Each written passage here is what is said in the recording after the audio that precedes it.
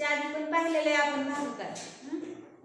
पण आता दुसरीचे मुले आता तिसरीमध्ये आलेले त्यांच्यासाठी गेल्या वर्षी आपण थोडं घेतलं होतं त्यांच्यासाठी, पण आता यावर्षी तुम्हाला भागाकार आला पाहिजे तिसरीच्या मुलाला सुद्धा.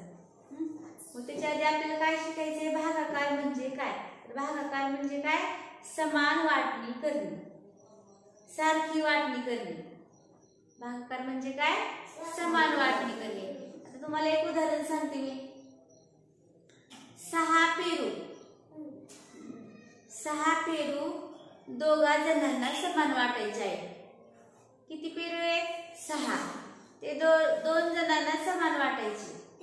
प्रत्येकाला किती मिळतील? 3 मिळतील. खाली किती शिल्लक राहते?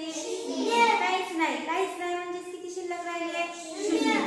हे पाहिले की नाही आपण गेल्या वर्षी शैक्षणिक साहित्याच्या मदतीने आपण भागाकाराची वाटणी पाहिली होती का? आठवतं? कोणाला आठवतंय? तर आज मी काही शैक्षणिक साहित्य वापरणार नाही, डायरेक्ट भागाकार शिकवणार आहे. 1 अंकीपासून सुरुवात करणार आहे. समजलं तुम्हाला भागाकार म्हणजे काय? भागाकार म्हणजे समान वाटणी करणे. आता मी तुम्हाला एक उदाहरण सांगितलं होतं की नाही, 6. बघा, त्याच्या आधी आपण भागाकाराचं चिन्ह पाहू. जसं बेरजेला चिन्ह असतं, गुणाकाराला असतं, वजाबाकीला असतं, तसं भागाकाराचं चिन्ह कोणतं आहे? हे असं आडवी रेष, आणि त्या आडव्या रेषेच्या वर आणि खाली टिंब द्यायचं, त्याला म्हणायचं भागाकाराचं चिन्ह. मग आता बघा, 6/2 सांगितलं तुम्हाला, म्हणजे 6 पेरू 2 जणांना समान वाटायचे. हे आडवा भागाकार लिहिलाय. 6 पेरू 2 जणांना समान वाटायचे, तर प्रत्येकाला किती पेरू मिळतील?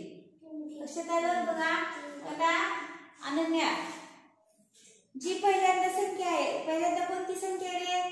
6. नंदीन लक्ष आहे ना तुझं? 6 आधी लिहायचं. जी पहिल्यांदा संख्या दिली, तू आता चुकली होती, तुला सांगितलं मी तुमचं लक्षात आहे का? सुट्ट्यात विसरून गेला ते पाहण्यासाठी तुम्हाला दिसतं की नाही आता उदाहरण? अनन्याचं चुकलं होतं. अनन्यानं आधी काय केलं? 2 आधी लिहिलं होतं. जी संख्या आधी लिहिली ती आधी तर लिहायची 6. नंतर काय करायचं? आपल्याला भागिले चिन्ह द्यायचं असं, आणि असे कंस करा. भागिले म्हणजे उभा भागाकार करताना हे असं चिन्ह द्यायचं भागाकाराचं. बघा, आपण जसं बोलतो तसं ते लिहिलं पाहिजे. 6/2. कळलं?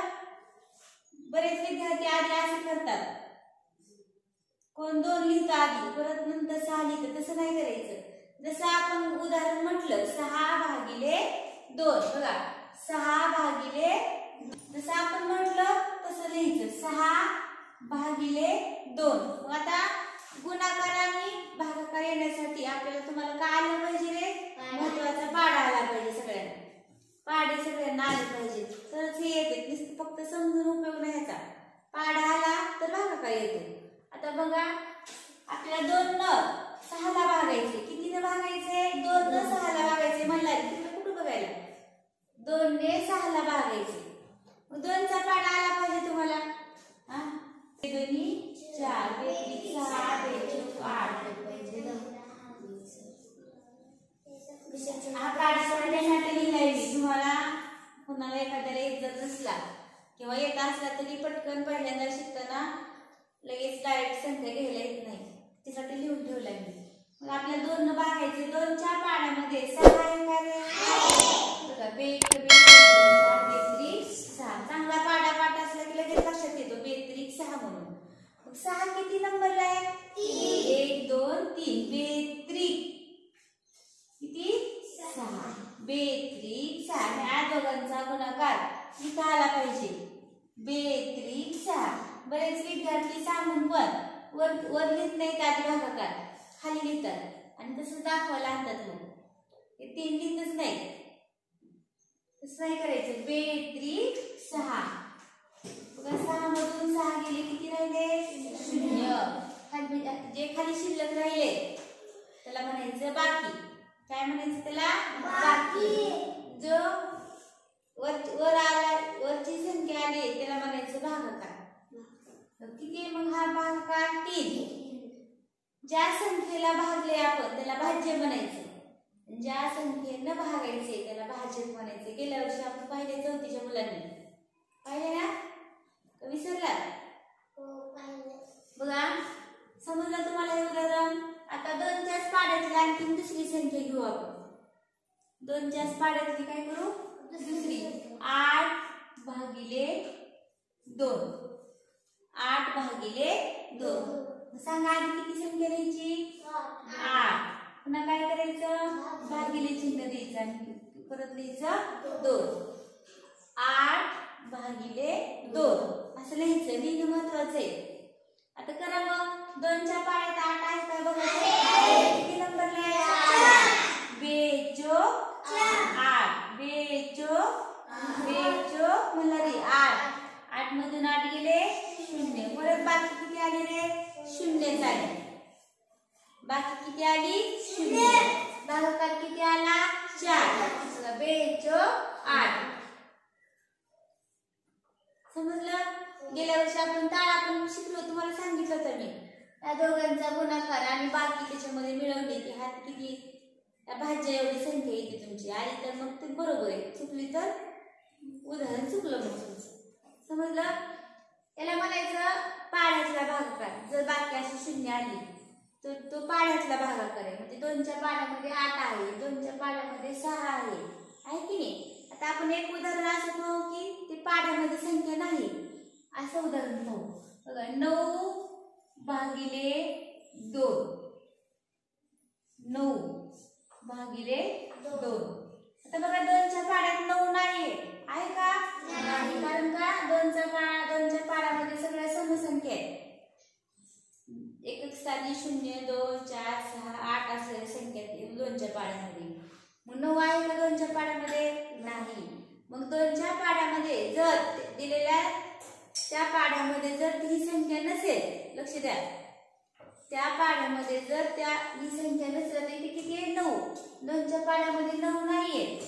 मग भाग कितीला द्यायचा? ज्या नवीन मुलांना सांगायला समजावून. 2च्या पाड्यामध्ये 9 नाही. मग भाग कितीचा द्यायचा? तर 9च्या जवळची लहान संख्या घ्यायची.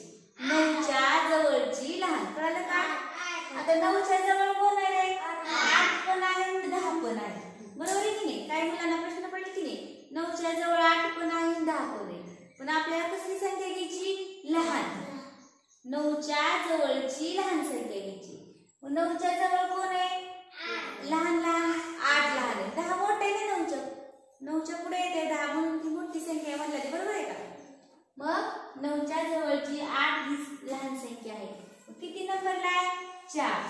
बेचोक 8. बघा बेचोक 8. वजाबाकीचं चिन्ह द्या. 9 मधून 8 गेला 1 उरलं. या ठिकाणी बाकी उरली का 0? नाही. कारण 2च्या पाड्यामध्ये 9 नाहीये म्हणून त्या ठिकाणी बाकी शिल्लक राहिली. बरोबर आहे का? किती आली बाकी? मग 1. भागाकार किती आला? 4. बघा या दोघांचा गुणाकार करायचा. आलेल्या उत्तरामध्ये जर बाकी मिळवली तर आपलं एवढं उत्तर भाज्या एवढे येते. बघा बेचोक 8.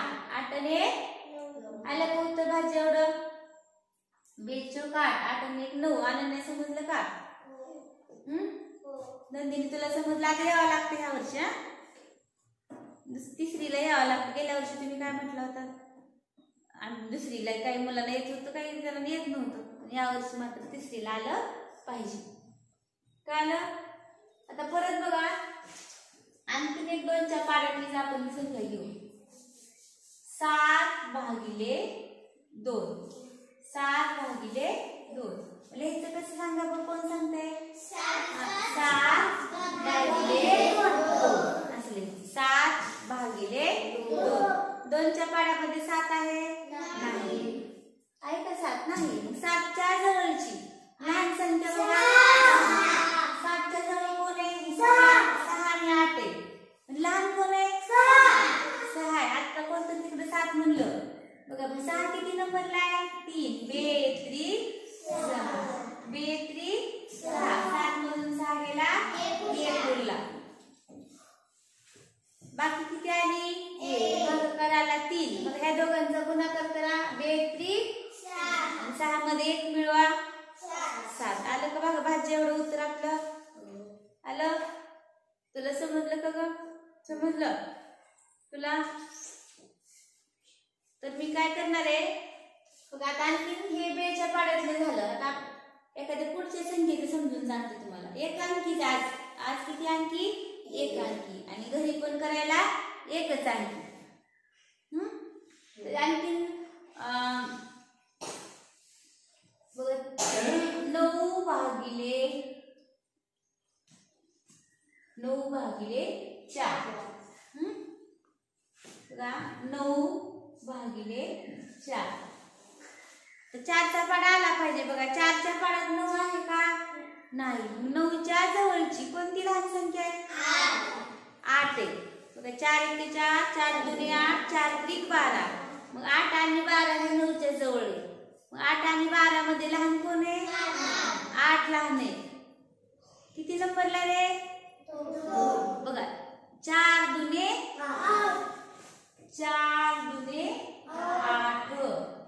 वजाबाकीचं चिन्ह विसरायचं नाही आणि पुन्हा मग रेष ओढायची. 9 मधून 8 गेला 1 उरले. बघा बाकी आली 1, भागाकार आला 2. मग ह्या दोघांचा गुणाकार करा. 4 दुने 8 आणि आलेली बाकी मी 8 मध्ये 8 ने आलं का भाज्या एवढं?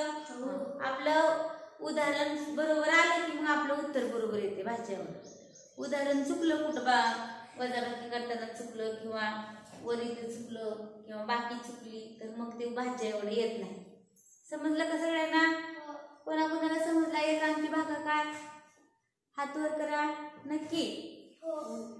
तर मी आज काय करणार आहे, तुम्ही इथं घरी तुम्हाला एक अंकी सगळे भागाकाराचे गणित देणार आहे. स्वतः करायचे. चुकले तर चुकू द्या, उद्या आणखी परत समजून सांगणार आहे. स्वतः करायचे. मला मयूर समजलं?